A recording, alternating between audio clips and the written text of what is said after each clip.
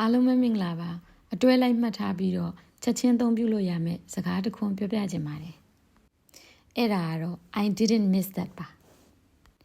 သူ့ကိုအလွတ်မှတ်ထားပြီးကိုလိုတဲ့နေရာမှာပြန်သုံးလို့ရပါတယ်အတိတ်ကငါသတိထားမိတယ်နော်ငါမြင်တယ်နော်လို့ပြောတာဖြစ်ပါတယ် I didn't miss that you were late this morning မနက်ကမင်းနောက်ကျတာငါသတိထားမိတယ်လို့ပြောတာဖြစ်ပါတယ် I didn't miss the mistake in your report မင်းရဲ့အစီရင်ခံစာထဲမှာအမှားကိုငါသတိထားမိတယ်လို့ပြောတာဖြစ်ပါတယ်